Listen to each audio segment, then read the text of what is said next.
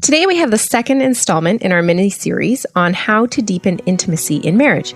Today's topic is a little heady. We break it down for you, but it's really about learning to appreciate the mystery of who your spouse is and how the fact that you are separate people but in a one flesh union works to facilitate and deepen the intimacy between you. The Marriage Podcast for Smart People is designed to help busy couples like yourselves move away from conflict and unhappiness to build a marriage you'll love today and treasure for a lifetime. This podcast is made possible by listeners like you. Learn how you can help save marriages, prevent divorces, and keep families intact by going to oyf.support. Once again, that website is oyf.support. And now, here are your hosts, Caleb and Valinda Simone Gandel from Only You Forever. Welcome to the Marriage Podcast for Smart People. If you want to build a thriving, passionate marriage, we've got the research, the truth, and the answers you're looking for. We have a Ghostbusters. Where do you come up with these words? Well, it's just kind of hard to nail. This is like nailing Jell-O to the wall, this topic. But it's a good one. Okay. So we have a Ghostbusters kind of episode for you this week. This is episode number 233. And today we're going to be talking about a very unique facet of intimacy, how our individuality and the mystery of who you're... See, it's the mystery thing there. Uh-huh. Yes. Okay. So our individuality and the mystery of who our significant other is actually works to deepen intimacy in the marriage. Mm-hmm. Hey there, before we get started, if you missed last week's episode, we discussed how vulnerability impacts marriage. That's worth going back and checking out, and make sure you hit that subscribe button so you don't miss any upcoming shows from us.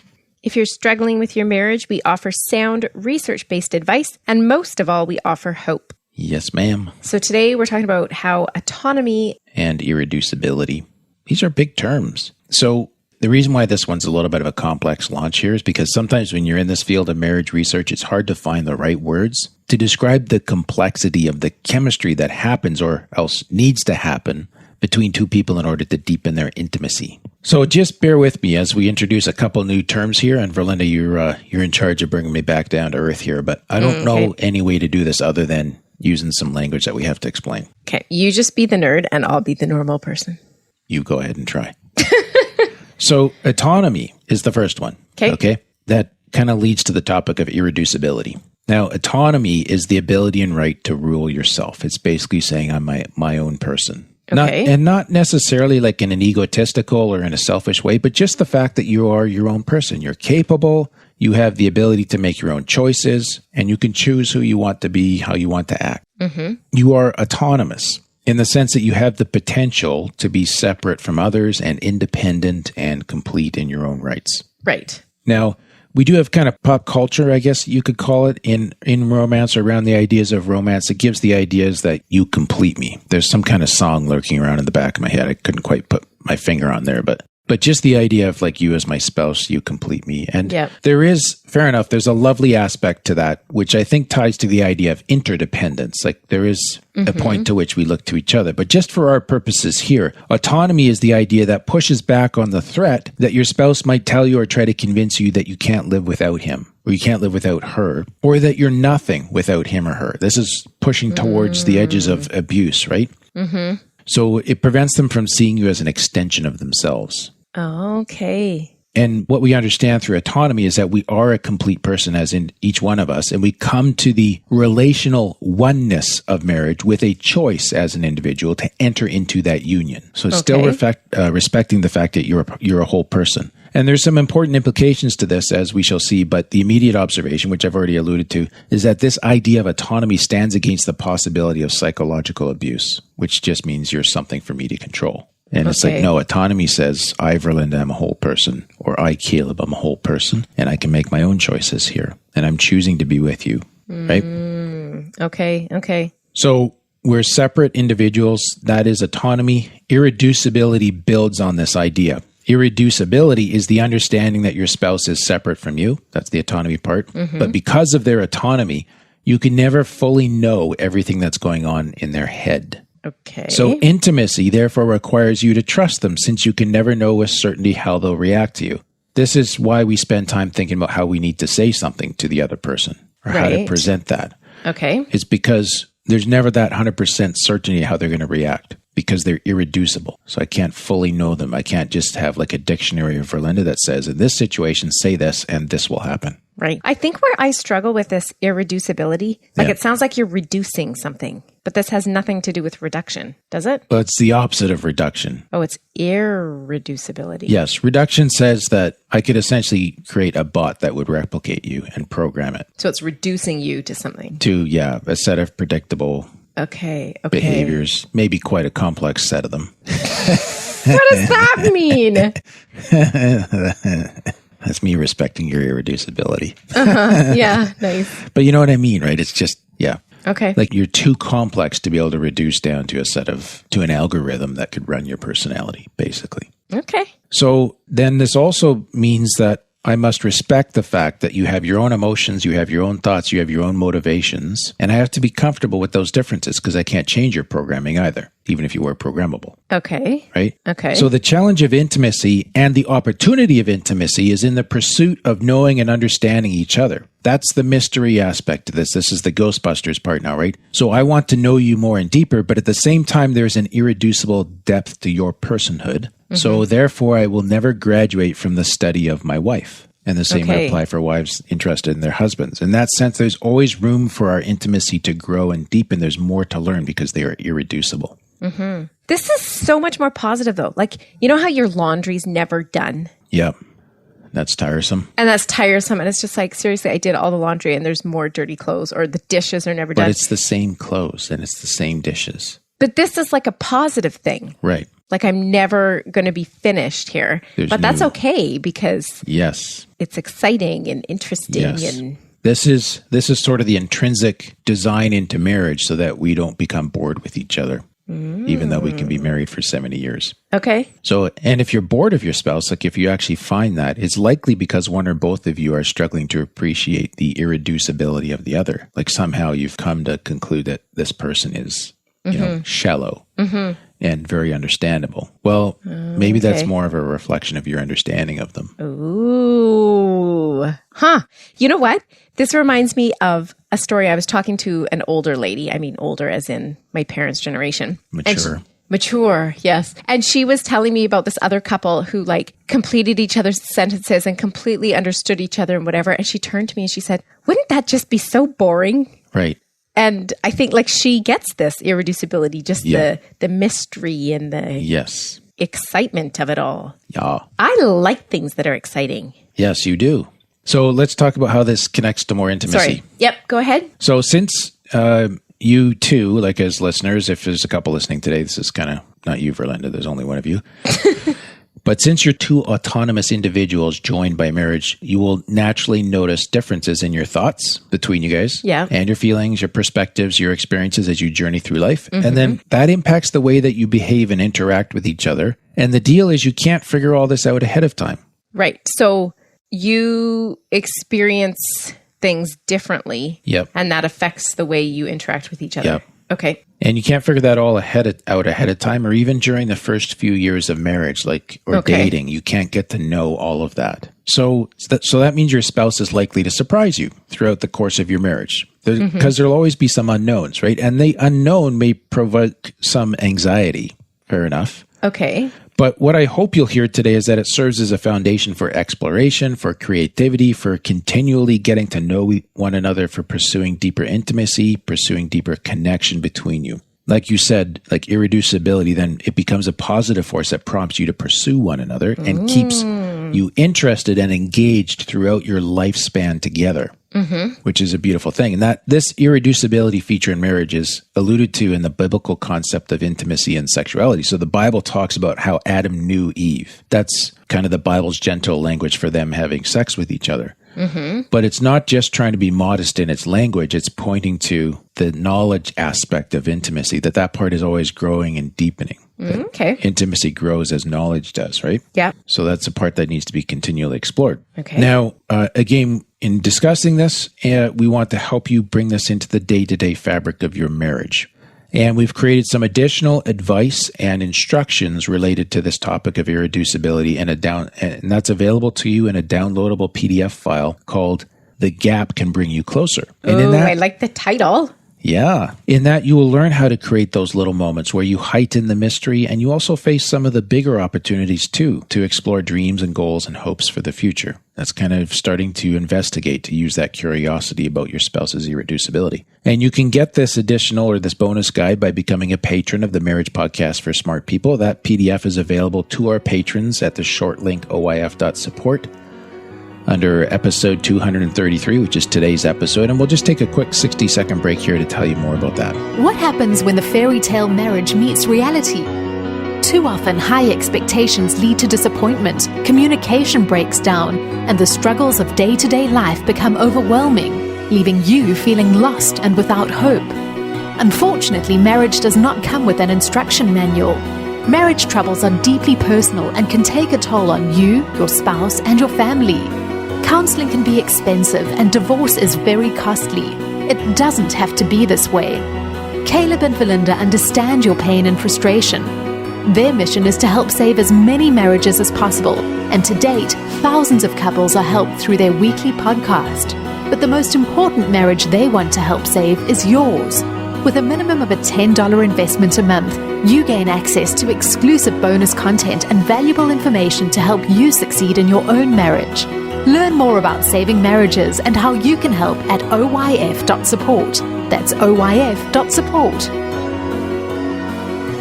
You're listening to the Marriage Podcast for Smart People. Before the break, we were talking about how irreducibility works to deepen intimacy between you. Mm-hmm. So how do you make it work for you? Like, how do you actually do this? Okay, so the first thing is to go for understanding. Okay. So just kind of knowing this stuff helps, right? Because since your spouse can never be fully known, that means that you have the chance to engage in the process of continually getting to know them, him or her. And that's conducive to a healthy marriage, that getting to know thing. It's a lifetime journey of learning, and your job is to never give up. Stay enthusiastic, be curious. And we'll talk more about curiosity next time. But curiosity creates a need for more information, and more information increases your understanding of each other. And that's how you deepen your intimacy. So what you're saying is, like, I always order a Big Mac meal at McDonald's. Yeah. But every once in a while, I should mix it up on you and order something else just to keep your curiosity going. Is that right? Or I guess you could be curious about other things. Well, the thing is, you're kind of doing that to me instead of asking, is how it could be seen. Instead of asking. Well, you don't know how I'm going to react when you put a McFish in front of me, or McFillet, or whatever it's called. Mm-hmm. Do you know what I mean? No, but I'm talking about myself. Like, you know what I would order at McDonald's. Okay. So you want me to randomly order different stuff for you? No. So I'm saying I need to randomly order different stuff just so that you don't get lazy in your you're trying to throw curiosity. Me off. Yeah. Be like, I'm extra irreducible today. Yeah. Look at this disgusting McFillet I'm eating. But then you'd have to go for more understanding. Why did you choose that? Well, I just listened to a podcast on irreducibility. Yeah, okay. All right, next. Well, yeah. But I do want to just wrap something around your comment, because I'm not saying you're doing this, but some people act unpredictable, almost abusively to their spouse to keep them on their toes, because they're needing reassurance that their spouse is interested in them or curious about them. And the risk there is your spouse might just find it annoying. Right. So, okay, I see so where what you're you're going. saying, Yeah. you know, makes sense in the context of our marriage, but it might not work for everyone. Right. Just depending on where they're at. And at the end of the day, too, you might order your McFillet of fish, and I'll be like, oh, she ordered a McFillet of fish. And you didn't even notice. Yes. And then that gets back to the spotlight effect, which is one of the cognitive biases we talked about last time. Right. Where I think you're noticing everything about me. Yeah, like your McFillet. But you should be. If you're being curious about me, you should. I should pay attention to your McFillet? I would never order a McFillet. Well, I also might just kind of note that and just see, you know, I wonder if she's going to make any other weird decisions today. We should take her temperature tonight or something. What? I don't act like that. See, you're already disappointed, right? So this is kind of what I'm saying, is that it might not work out. It hasn't even worked out talking about it. I know you got your arms all crossed and you're like mad at me for something that hasn't even happened. Okay, just go on to the next point. Okay, but can I just pause here again? Because this is about being curious about your spouse, not about trying to surprise your spouse to create something here necessarily. So I need to be paying more attention to you rather than trying to mix it up and... Possibly. Yeah, that's what I'm suggesting. Huh. Yeah.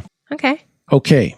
So go for understanding. That was the first part. Yep. And then leverage autonomy to spice things up. Oh, see, that's exactly what I was doing in McDonald's. Was it? Yeah, I was spicing things up. Yep.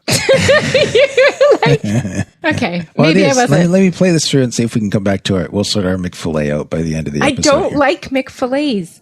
I knew that. Then why do you keep saying McFillet? Well, what else are you going to order? That's a surprise. A McChicken. You already order McChickens. That's your backup for Big Macs. Okay. All right. How irreducible can you get at McDonald's?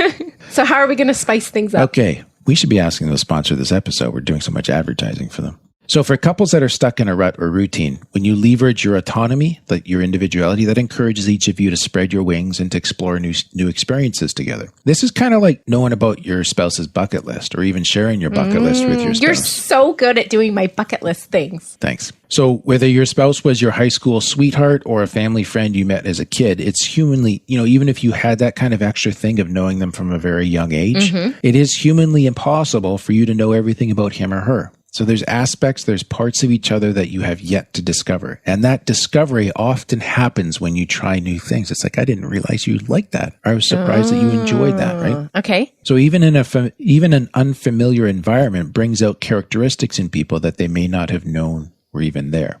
Okay. This might be why vacations are often good for couples, right? So if you're in a rut, remember that there's always something new to discover with your spouse and about your spouse. So like you say, that's where the variety can really kind of shake things up and then you learn something.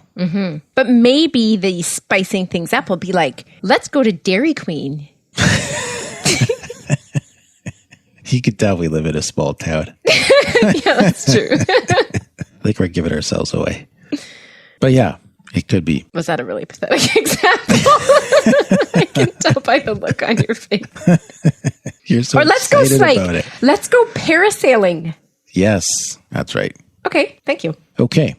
So yeah, that's leveraging autonomy to spice things up, not just leveraging other kinds of fast food. So the next one though is kind of a watch out for this one, okay? What? Just go on and maybe I'll figure So it out. we talked about two good things. Here's a negative to avoid. Okay. The flip side is when you get too independent or there's too much independence. Like if you overemphasize autonomy, right, it becomes too focused on two separate units inside of a legal union. Oh, okay. Okay. So it's great to have your own feelings and desires and dreams and thoughts, but there's a risk to over-individualizing inside your marriage. And so, in fact, there was one study, they looked at liberalism in marriage, particularly as it relates to placing a high value on individualism and on personal space. So not necessarily the topics or the political issues we usually associate with that, but just the idea of being very individualistic and having your own personal space. Okay. And they found that divorce rates were higher in marriages where this was emphasized. Really? Yeah, this is a study from 1995 by Wilson and Music. Really interesting. So if you overemphasize autonomy so much that you have two me's in the marriage instead of a solid we, then it can actually undo intimacy. So that's why we have to consider the other ingredients of intimacy as we're going through this mini-series, vulnerability and curiosity and empathy, because those traits serve as a balance to the need for autonomy and irreducibility, because those are much more leaning towards and the curiosity of getting to know that person rather. So it's not all about them being their own person. Okay. And it draws you together. I was kind of thinking about the image of, we talk about passing ships in the sea. Yeah. So that's too much individuality. But when you kind of see yourselves as a little flotilla of two ships moving through the same seas together, exploring together, it's more the idea, right? So it's acknowledging your independence, but there is some safety in the we of the experience. Or making sense? Yep. So just watch for being overly independent. Okay. By overemphasizing the autonomy piece. Okay. Now, the final habit that helps with embracing irreducibility and autonomy is to understand and employ the role of healthy compromise. Now, in an abusive marriage, you don't get a lot of compromise. Everything follows one person's will. And the ironic outcome of this is that it prompts the other person to pursue their own sense of freedom covertly. Like, I'm going to start going to a support group for abused husbands so I can figure out how to get out of this marriage. Oh, okay. Okay. Right? So, and that makes sense in that context because it's way too much power and control. It's not healthy. It's destroying the other person. Yep. But even in a situation that's not abusive, just being an overbearing or a domineering spouse is likely to push your spouse away, not draw them closer. And you might think by controlling them that you will be closer. Or you're making all the decisions, or, we always want the same thing. And your spouse is going in their head, yeah, because we always do what you want. Oh, right? Okay. That brings us to compromise. Now, I don't mean compromise. We often use compromise as a negative word, like we're betraying our own values when we compromise on something. But I mean compromise in the sense of open collaboration around your decision making. So give and take is kind of a positive way of putting this.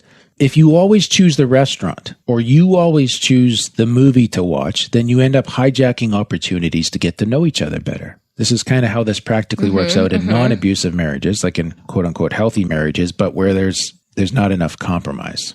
It's a little bit too much one person's way. Okay. So compromise is inviting your spouse to share how they feel and what they think and what they prefer. So where do you want to eat? McDonald's. What movie do you want to watch? Okay. Why are you drawn to that particular film? Oh, really being curious. Yes. So don't take your spouse's silence or compliance as happiness or approval necessarily, right? In fact, your spouse may just be in the habit of putting your needs before their own, and that's not necessarily good for their sense of autonomy and self-esteem. So compromise is about asking, are you sure you want this? What are your thoughts on this? What would you really prefer? Getting to know. Are you sure you want this? Like if you second guessed my decisions? No, yeah. So not in the sense of second guessing your decisions. Oh, but if you I'm make like, the let's go decision. to Montana's and we're like halfway there and it's like, are you sure you really want to go to Montana's? Like you mentioned sushi the other day. Oh, okay. Kind of thing. Okay.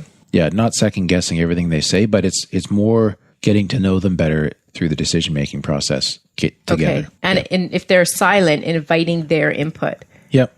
Okay. And really, it's just kind of like it's inviting your spouse to be themselves with you, to be himself or to be herself with you, right?